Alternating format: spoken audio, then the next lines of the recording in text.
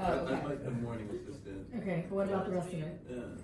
Why? Tell us more. Where's the... I think AI is our modern Schrodinger's cat.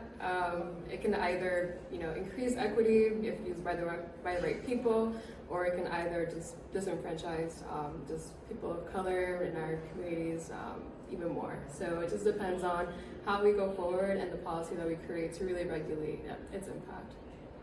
Me personally, I work in very creative fields, so I don't necessarily think about that particular issue much, but I even find use for AI in like creating ideas and things like that. And I think in that aspect, AI is definitely going to be a very useful aspect of our future, but I'm not entirely sure what the conclusion to that is going to be in the future.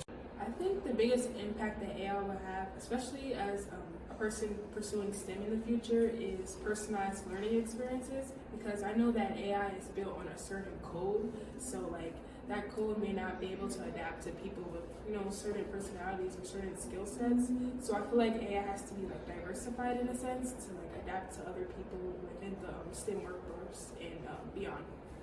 Yeah, I mean, as someone who does a lot of work in kind of policy and also in the nonprofit space, I think it's going to be a really big shift in how a lot of the early research and learning is done within both of those spaces, and really hopefully helping democratize the process of accessing these kind of far away institutions like Congress or these big nonprofits. Really help younger generations access the learning that they might think they need a higher education degree to access. Just have to readjust because I'm a truck driver, and they saying that everything's gonna turn into electric, so trucks can drive by themselves and everything like that. So I basically would just have to relearn what would be human jobs, because I know AI will take over a lot of things. So just having to readjust to everything. I think the biggest impact that AI is going to have is within the equity component. For me, I do a lot of work in the racial justice field, talking about attacks on DEI, not only corporately in companies, but also in academia. And when we talk about not only AI, but different forms of technology, it's often being created by people that don't look like Black and brown people and don't have the same lived experiences as us and come from similar backgrounds.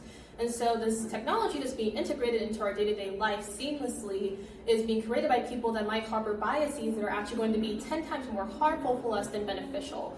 And so given how permanent AI is becoming, my main concern is how are we making sure that that technology is equitable, and how are we making sure that it's actually being a proponent of justice and not a harm to us.